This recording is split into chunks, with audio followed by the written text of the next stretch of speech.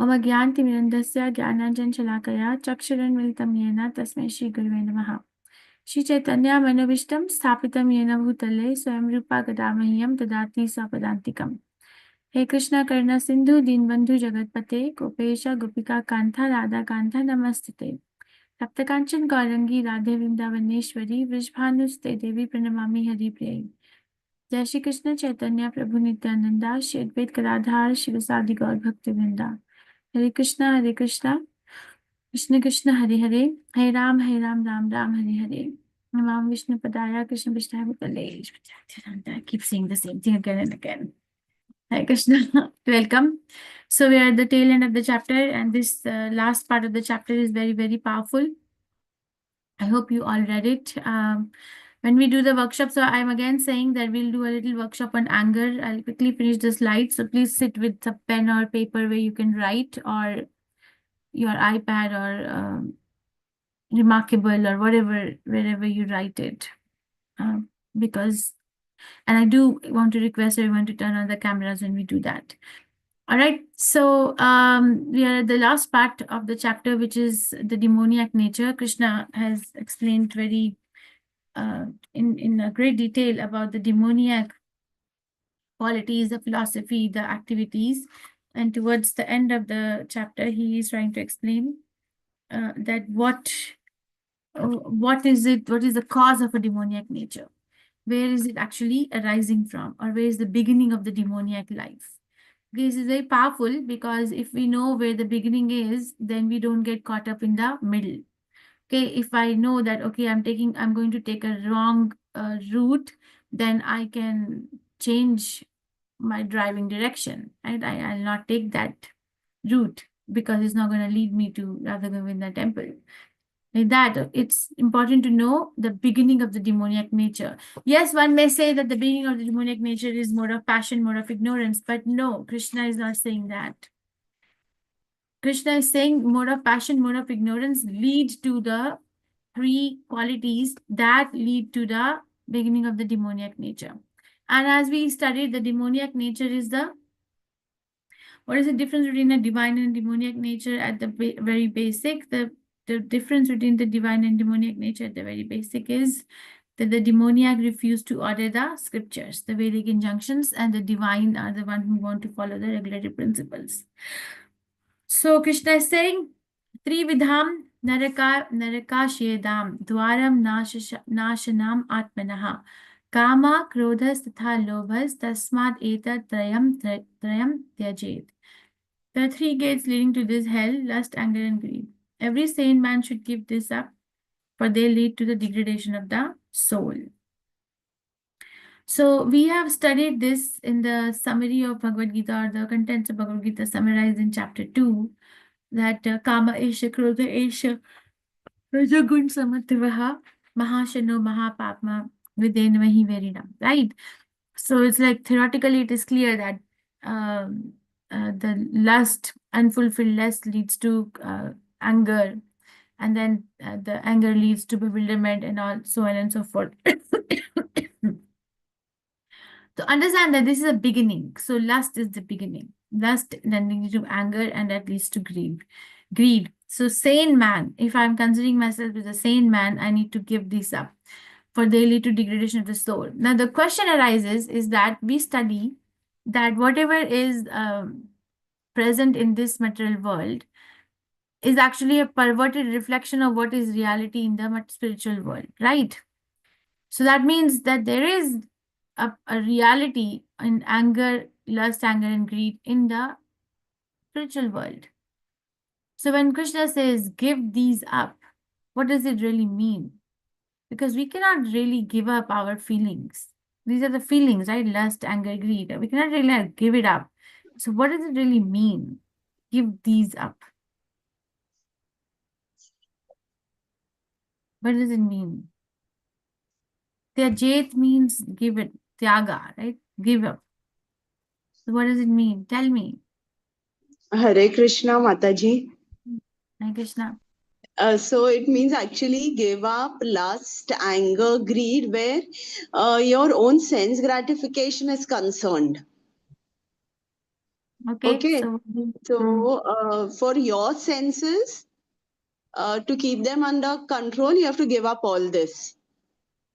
okay, yeah, very nice. So it's like basically the idea is to transform it. Okay, Yes. either we can transform a quality or we can get rid of the quality. So transformation of the lust will mean loving Krishna. Transformation of the anger will mean, which we'll do a workshop in a bit. We'll see what it means. And transformation of the greed will mean, rather than becoming greedy for me to satisfy my own desires of the gross and subtle body, take it to the devotional service. Take that greed, become very, very greedy. So don't give up, but actually transformation. Okay. So understand that. I, so the man who has escaped these three gates of hell, O son of Kunti, performs acts conducive to self-realization and thus gradually attains the supreme destination. So one may falsely say that, oh, actually, I'm a very nice person. I really don't get angry. Have you heard people saying like that? Oh, it's very difficult for me to get angry. I get angry maybe once in 10 years, or last time I was angry was this. And look at my lifestyle. I only have like 5 pairs of clothes. I'm not that greedy either. And we're not so lusty, we don't go on buying expensive things for our house or expensive jewelry and all, but we maintain a very, very simple lifestyle. Ah, sounds familiar? If you're not like that, then you have heard somebody like that, or you're like that, or Yes, ma'am. right. Yeah. So, but you see, the mind puts us into these kind of push and pull kind of situation. That am I not? Maybe a little bit, but I'm better than that person. Or the whole world is so. Look, I'm actually living in. I actually belong to a very rich family. I have a lot of money, but see my lifestyle. I could have had like 10-bedroom house, but I have like 1-bedroom studio apartment. Or you see, the mind takes us for a ride. These are all coming, this thinking, feeling, and willing is a function of the mind. Hai. So the mind will take a living entity for a ride. So basically, a mind needs the higher instruction. And the highest instruction is, where else can we get the highest instruction other than the Supreme Personality of Godhead, Krishna?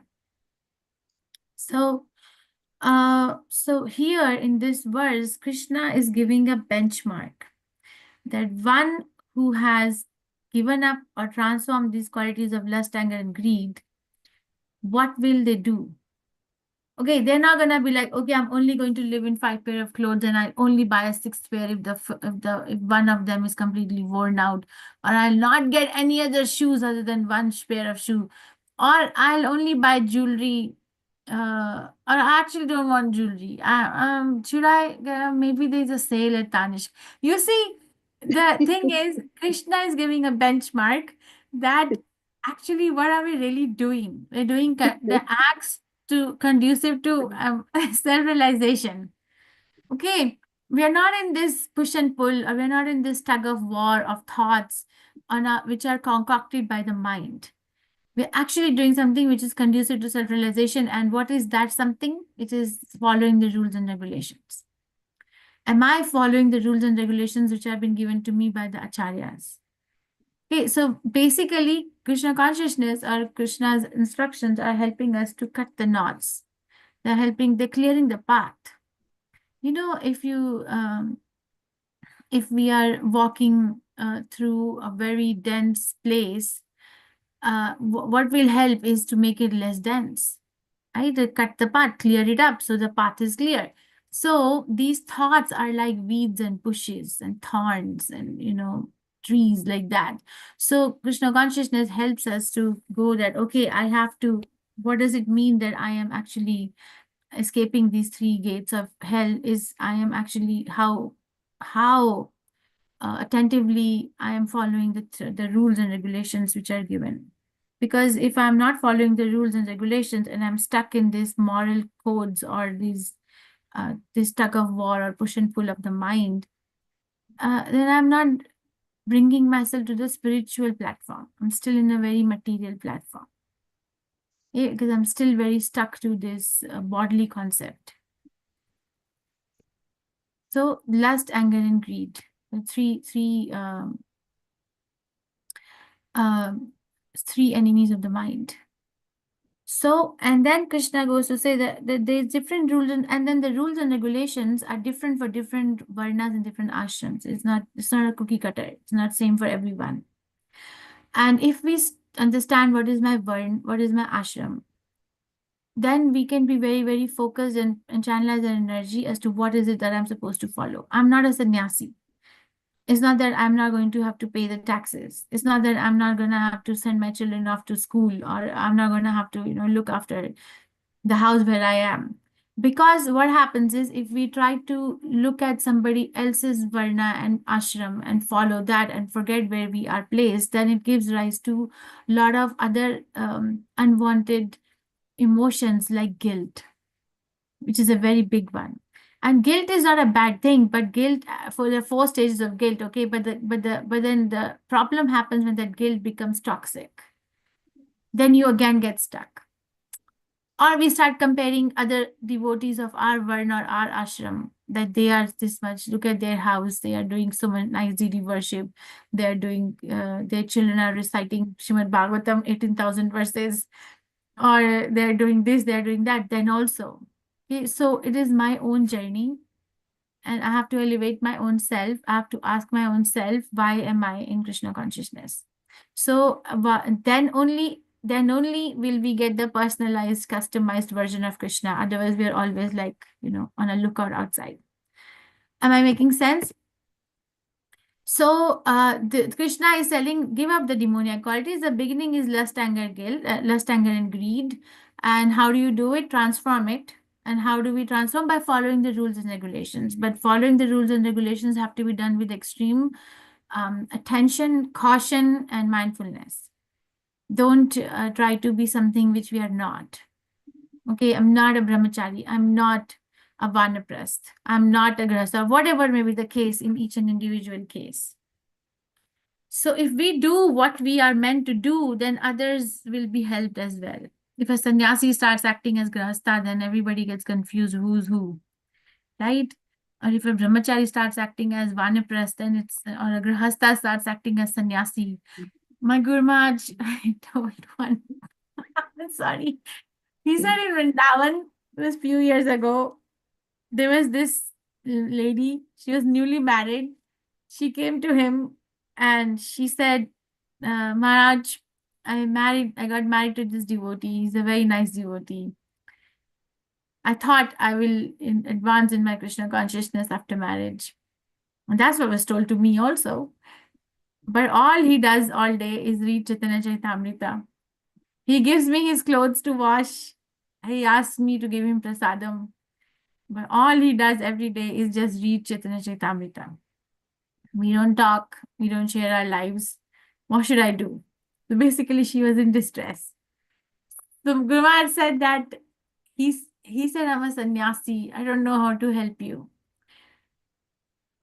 Even though I have my different take on it, okay, but I'll just not change my Guru Maharaj's statement. He said, but he said, I'll pray for you to give you the right direction. And then 2 years later, he went back to Vrindavan and she came back to him again. And she said, it's over. The marriage is over because I cannot just be with somebody who keeps on reading Chaitanya Charitamrita all day and I just keep working around him like a maid. I'm not, he's not, what is it, Kashyap Muni, and I'm not Devahuti.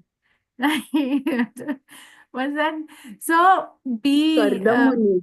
Kardamuni. Kardamuni. Thank you.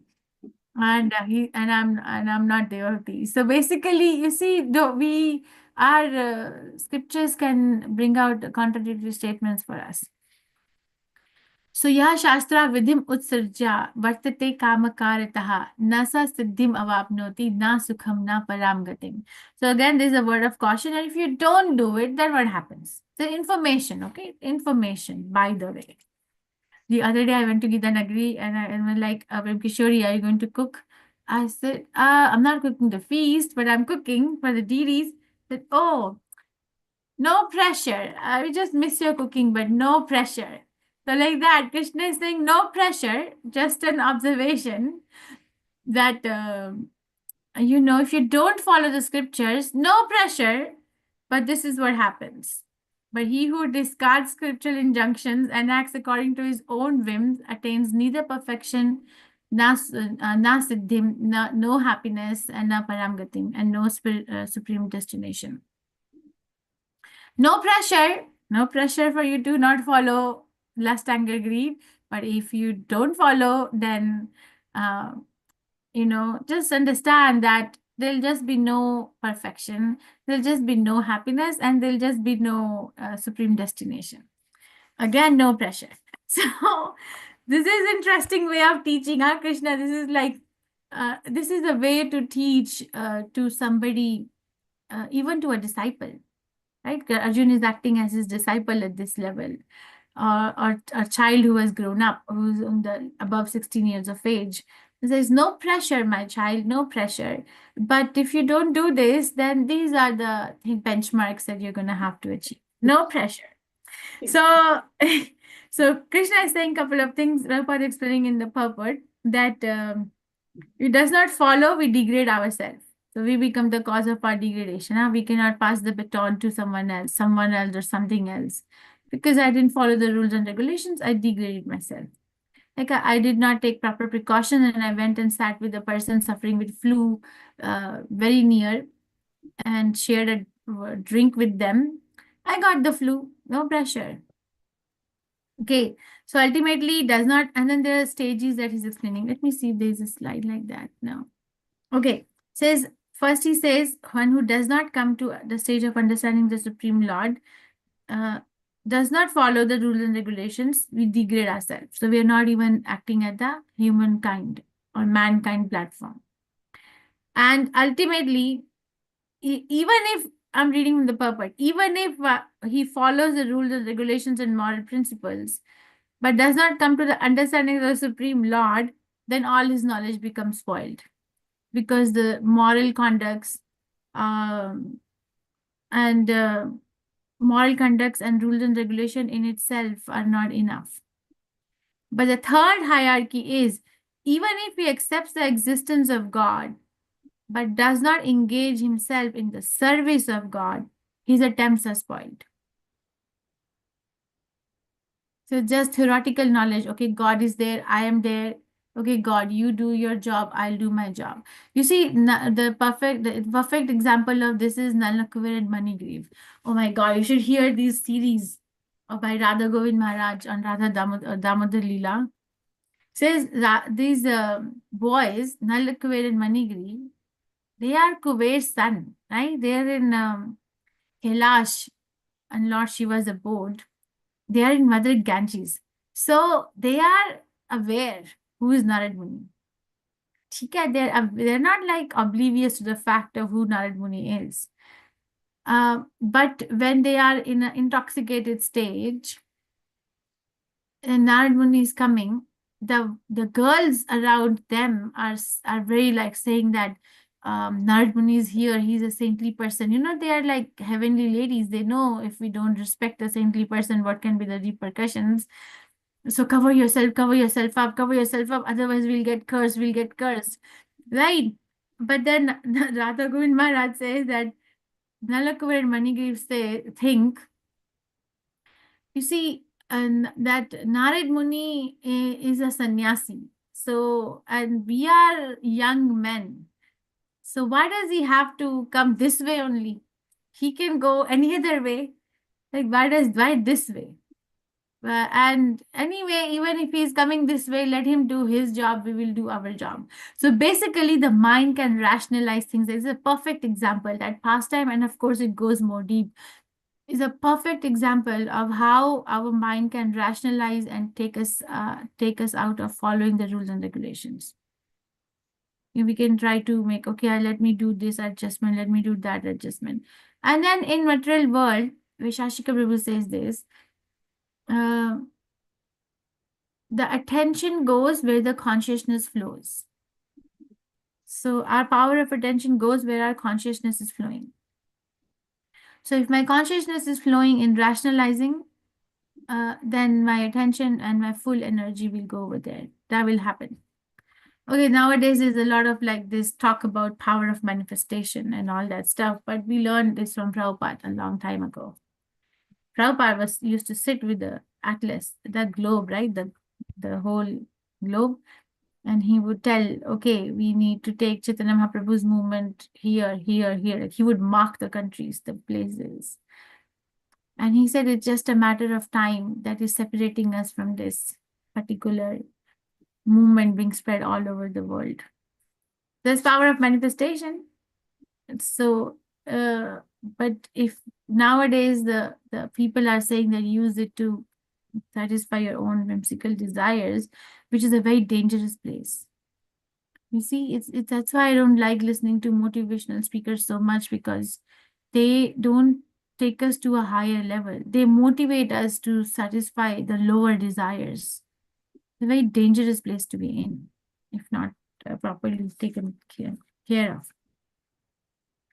So Prabhupada is saying kama kartaha is very significant in this particular verse. So what does kam kartataha means? Acting whimsically in lust. Kam kartataha. Kartataha means working. Kama means lust. So being driven. The work which is driven by lust. So that means intention is more important than the action. So before we act, ask. There's a very famous quote by Viktor Frankl. You know who is Viktor Frankl? You know that, right? He was a psychiatrist. He was a Jewish. He was this is from secular world, but it makes sense. I'm bringing it up. He was put in gas chambers by Hitler, along with his entire family, his wife, his children, his parents. Everyone died. His children died. His wife died. His parents died. And somehow he was relieved. He was given freedom after Hitler's empire collapsed. And then he went on to become a psychiatrist.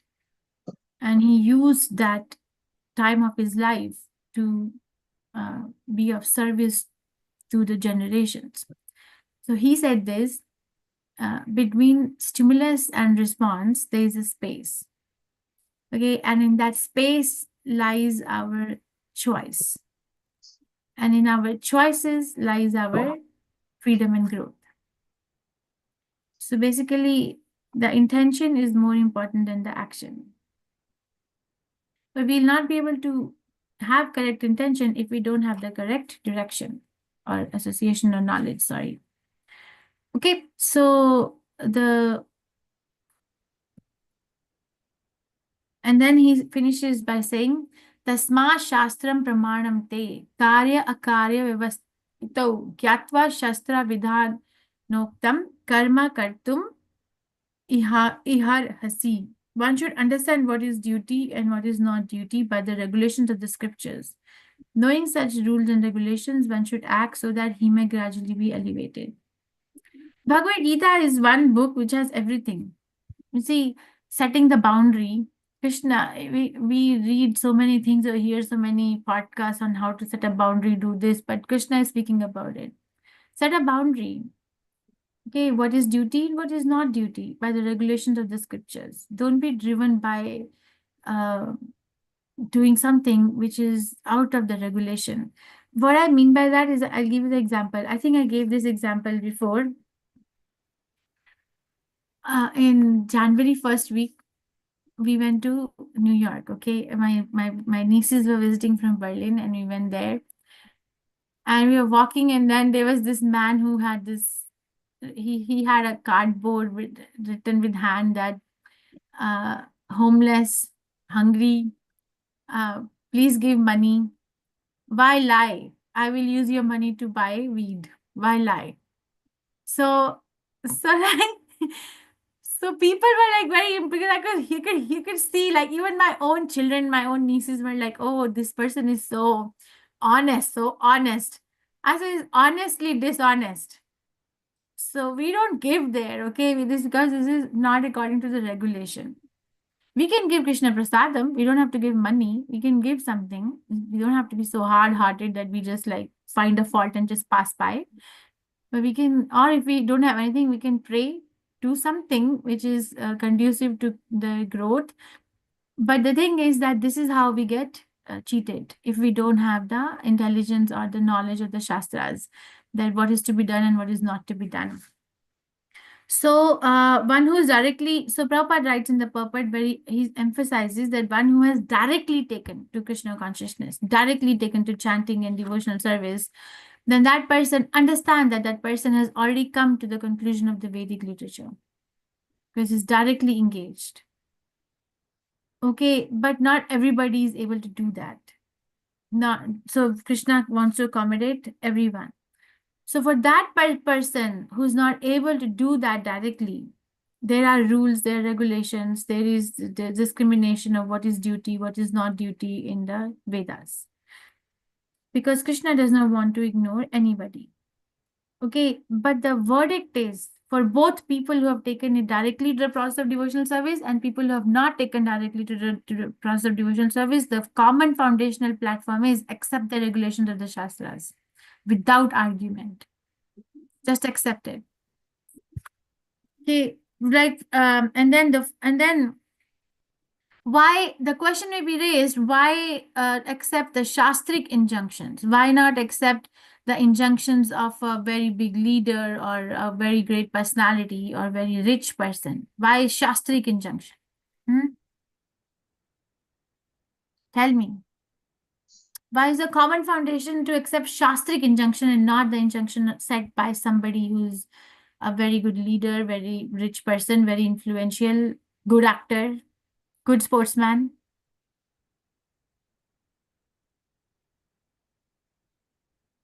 Hare Krishna Mataji, that's because they don't have a proper base, Mataji, and everyone might have their own different kind of a perspective about life or about anything. But scriptures are coming from a bona fide, especially in our sampradaya, it's coming from a bona fide, a guru. And the main guru that we have is Krishna. So instead of, following somebody else's random perspective, it's definitely, better to follow what Krishna says. His instructions are the supreme. Hare Okay, Krishna. very nice. Okay, thank you. Very nice. So what she's saying is, what Kirti Mataji is saying is because it will be different for different people of that caliber, and that's not what is supreme. Okay, anyone else? Mataji, Shastras will never misguide us. And these leaders and everyone, they are under the three modes of, they are under the control of three modes of material nature. So we don't know what their intention would be. Do they always have our, they benefit us? That we don't know. People are always under the control of the three modes of material nature, but Shastras will never misguide us. We'll always make sure we are on the right track. Okay, so we have trust issues there. Trust is. Okay, interesting. Okay, they'll be like I don't know if there's a hidden motive behind that. So there's trust issue. Okay, but scriptures are always going to be in my favor. Okay, what else? Hare Krishna Mataji, Shastras are time tested. So you see so many devotees of Krishna, those who have followed the injunctions, and they have gone back to Godhead. Okay, but if that's not my goal, you see, people who are not directly engaged in Krishna consciousness, they like to become Veda-Vid Ratas. Their goal is not good to go back to Godhead. Their goal is to become merged in Brahman effulgence or become a very guy scholar. Right? But Krishna is saying uniformly, whatever is your goal, just follow the Shastric injunctions. Don't follow anything else. My question is why? So, but yes, you're right. You're right.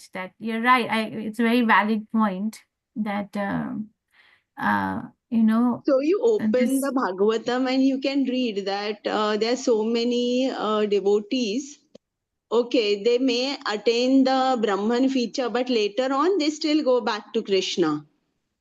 Even so, even in the material world, Krishna has protected so many devotees. So if you Very nice. follow him, he will never fail you. Okay. That takes a lot of faith for what you're saying. You're right. Because you're such a nice devotee, it is very easy for you to put it in that perspective. But Krishna is talking about, a broader population. Ordinary people. For example, somebody may be having, okay, Krishna is there, but I like Ravan because look at that guy who's so rich. And Krishna is like, took Rukmani to underwater place, Dwarka, Yes, you're right. I'm not trying to play a demon here, but I'm looking for, yes, we'll take that point. Anyone else? Why not the rules and, why can't I set rules and regulations for our entire human society to follow?